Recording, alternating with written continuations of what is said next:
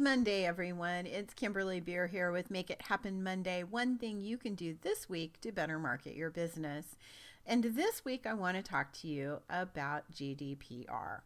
Now, if you've never heard of GDPR, I'm going to help you understand a little bit about what this is and how it affects your business. Because it is sort of integral to anyone who does business online, and particularly those of us who do any type of list building activities, that meaning marketing online. So we all kind of need to be aware of it. And the crazy thing is that very few people actually know about it. Business owners, very few business owners actually know about it. Those of us in the marketing industry, we kind of have had this on our radar for a little while now, but the folks that are just out there as business owners may or may not even be aware of GDPR.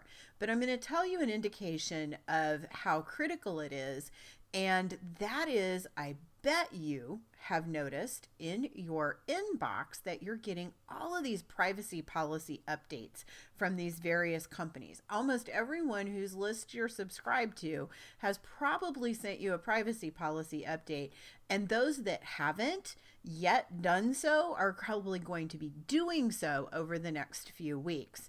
And that is something that is generated by GDPR, or the General Data Protection Regulation. And we're going to talk a little bit about that. So before I begin, I do need to tell you, I am not a lawyer. I have never taken a law school class, and none of what I am about to tell you is legal advice. So let's first start by understanding what the GDPR is. Now, the GDPR is a regulation that affects, or it's a series of regulations that affects how a user's data is collected and stored and used in the European Union. So when we talk about European Union, it includes all of these countries, and there's an actual whole list.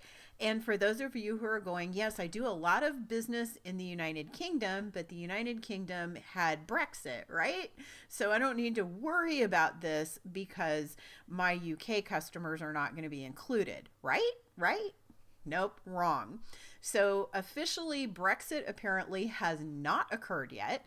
And when GDPR goes into effect on May the 25th, which is not very far from when I am recording this, that the United Kingdom will be included still in the European Union, and it will still be in this regulation. And this is going to bring me to another point. Once even the UK leaves the EU and becomes its own little entity, it's going to have its own version of the GDPR. And for those of you who go, well, I don't do business in the European Union, why do I even need to be concerned about this? And why I'm a US based company, I don't even need to think about it. And right about now, you're thinking of exiting this video. Don't, because it does concern you. The fact is the internet is global. And because this particular regulation affects companies that are abroad as well as companies within the European Union, US companies need to perk up and listen. Even if you are not selling things to the EU, in other words, you're not shipping products over there, people from the EU can still access your website. And honestly, your website, if you're using Google Analytics or you're asking people to sign up for a list, or if you sell products to this area, of course, that's an obvious thing, you are collecting data. Because here's the thing, this regulation act is going to be effective for any type of data that could personally identify somebody.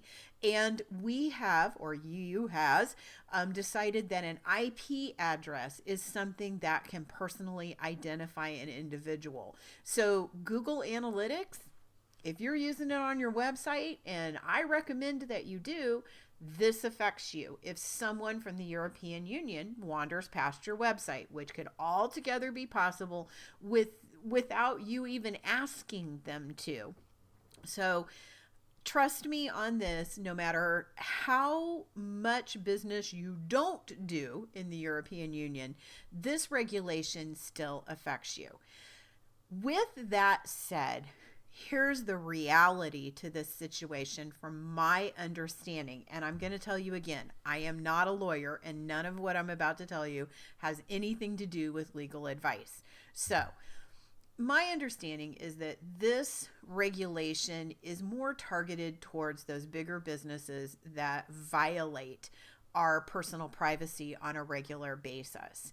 And because of that, no one in the European Union regulation department is going to go, oh my goodness, there's this little one-person company in the middle of Missouri who is not properly telling people about what they're collecting for their data, or they're not storing data correctly for GDPR compliance, which is a little bit more complicated than our CAN-SPAM Act here in the US. But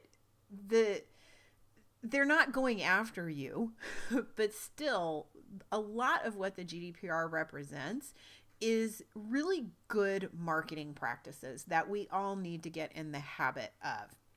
And even though this is probably not going to result in any action from any entity against your company, and again, I say I'm not a lawyer and I'm not giving you legal advice, but I don't think it's going to result in that. I think what is going to happen is there's some larger organizations that, if they don't get their stuff together, are going to get in some serious trouble.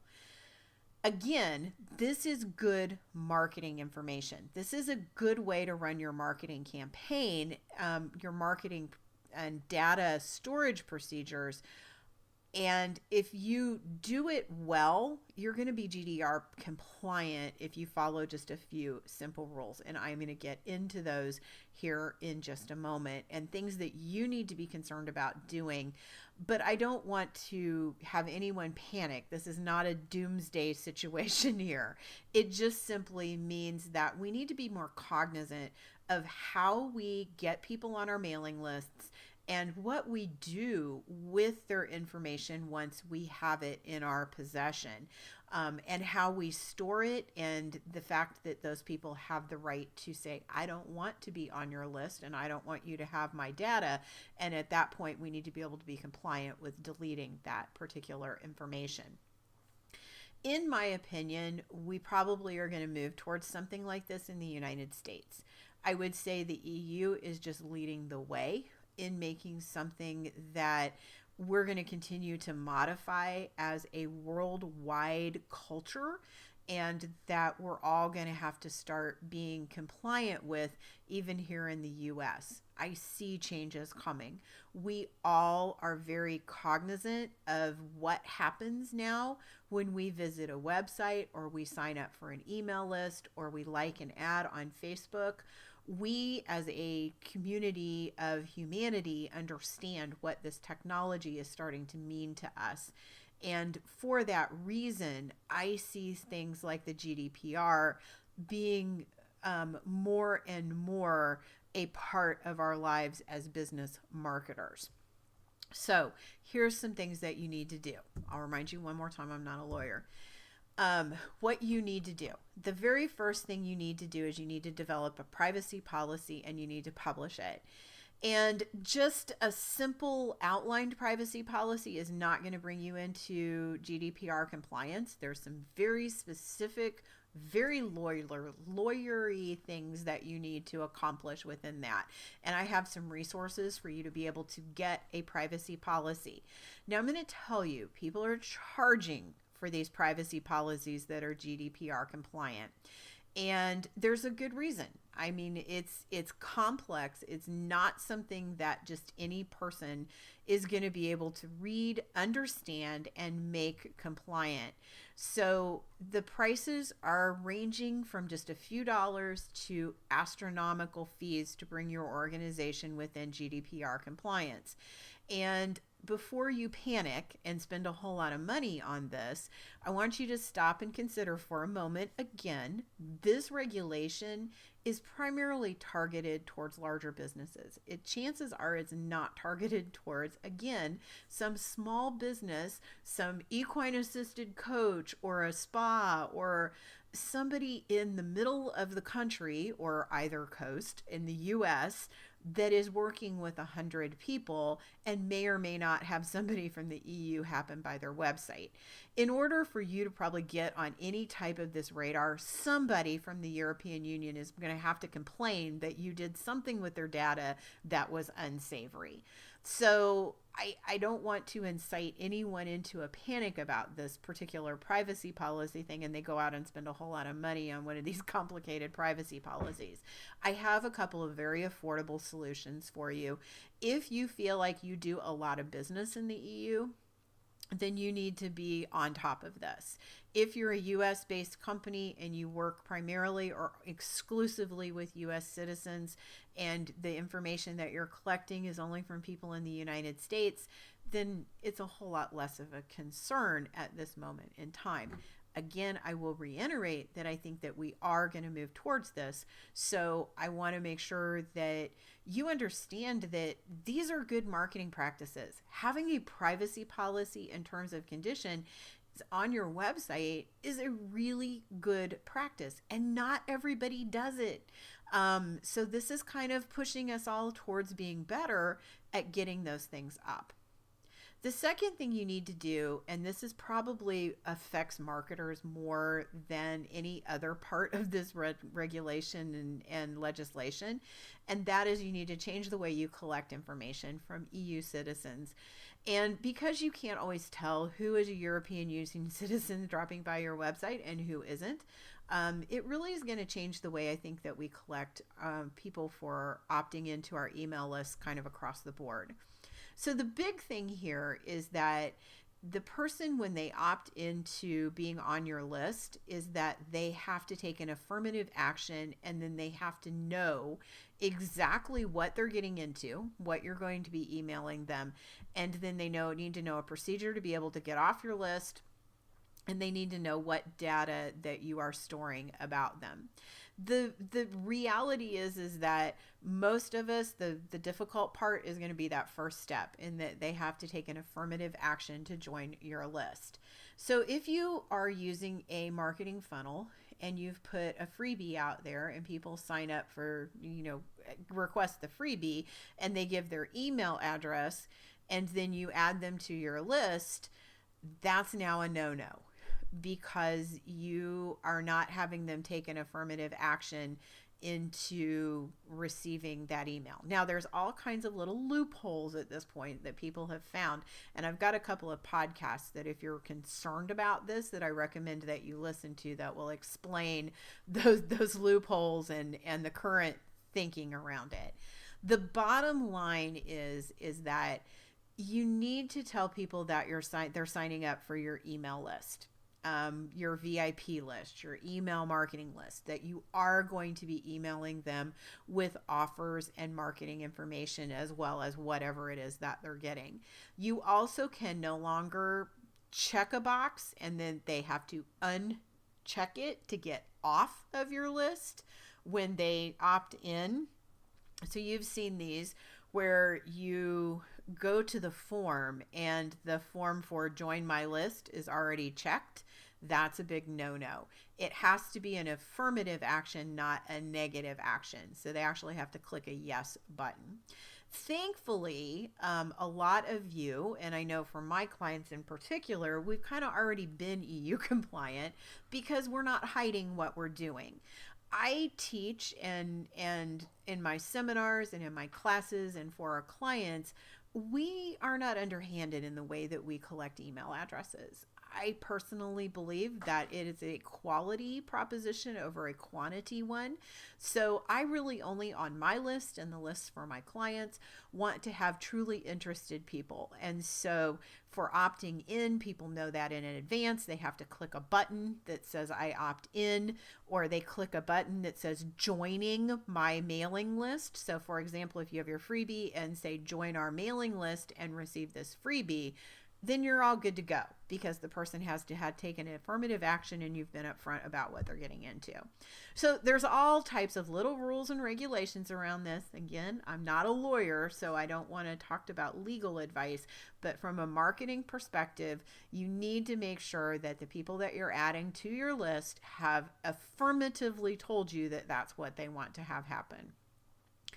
Another thing that you need to start thinking about if you haven't already had one is an SSL certificate. This is a security certificate that you can put on your website that encrypts the data that is collected and doesn't expose it to third parties or hackers that might get involved in it.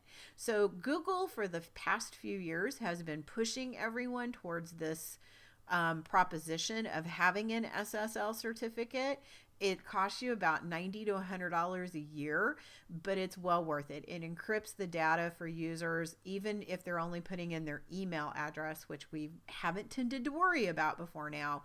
But now it's becoming to the point that we all have to have that SSL certificate and we have to pony up and purchase it. So if you don't have an SSL certificate, or that sounds Greek to you, that's done by your hosting company. Or your domain company. Sometimes if they're this one and the same, it makes it a little easier. And so I would go to wherever your website is hosted or contact your website developer and make sure that you do have an SSL certificate in place. And if you don't, go ahead and go through the steps to get that done. The final step that you need to do is you need to update your Google Analytics. Now, if you're using Google Analytics within the past 6 months or so, Google has been sending out routine emails that you probably have ignored about Google Analytics and changes in their privacy policy and the things that you need to do to get your Google Analytics information in line to be GDPR compliant. So go back through your inbox. If you haven't deleted those, find the ones from Google Analytics and follow through with them. I also have a resource that you can go to and find out more about the GDPR and Google Analytics, which brings us to this resource page.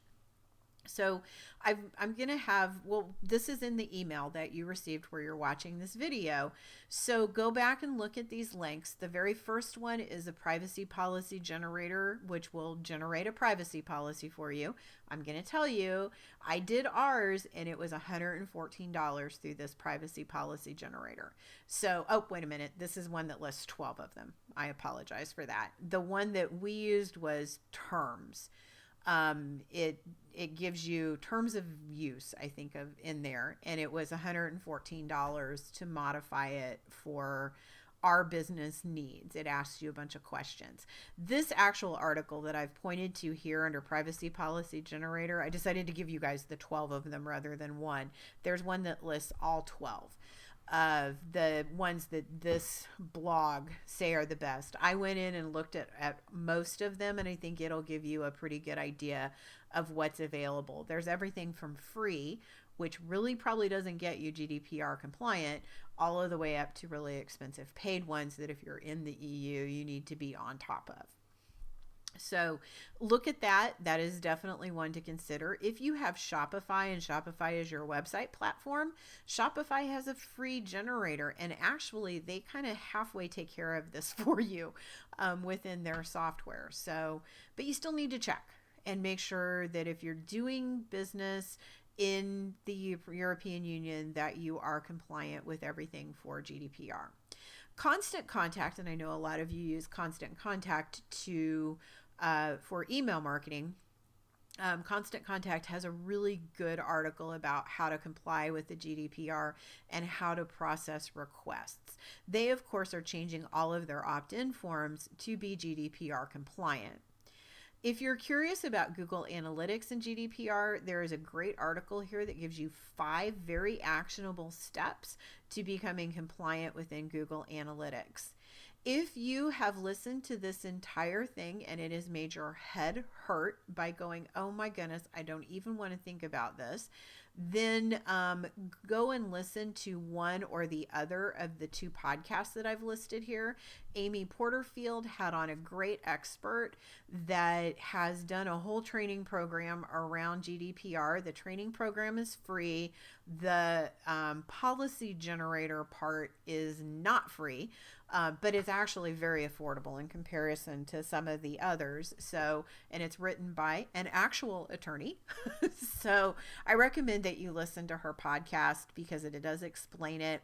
If you do a lot of email marketing, or you want to do a lot of email marketing around your business, then Amy Porterfield's podcast is probably going to be the better one to listen to, because it has some really good ways of how you can actually turn GDPR a little bit into your favor, and how you're going to change your ways of collecting email information from people for your marketing list. So I would recommend that one. If you want a little bit more general information with some maybe more specific stuff that isn't always list oriented, you might want to listen to the Heart, Soul, and Hustle podcast. I really happen to like the gal that was on this particular podcast.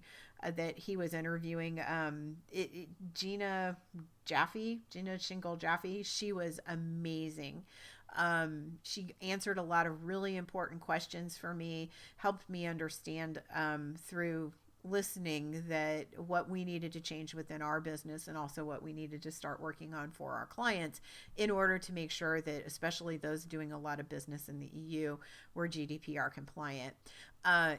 Trust me on this. If this feels very scary to you, listen to Heart, Soul, and Hustle podcast, because it will calm you down and give you some really realistic perspectives on how GDPR is going to affect us. Again, this is something that, as a small business in the United States, somebody is going to have to complain or turn you in to the authorities for mistreating their information in order for you to get on anybody's radar. There are much larger organizations that this regulation applies to that they're going to go after way before the small business. So if you're not all the way compliant, then I wouldn't have a panic attack. But I do think that you need to get some things changed with your privacy policy, your SSL certificate, look at your Google Analytics, and change the way that you get information from people for your list. So change the way that you go about collecting information from people and having people opt in. If you do a lot of business in the EU, you need to take this very seriously. If you're selling products to the EU, if you are having a lot of EU individuals sign up for your email list, or if you have a lot of EU people on your email list, then this is when you need to take this super serious and really effectively research this.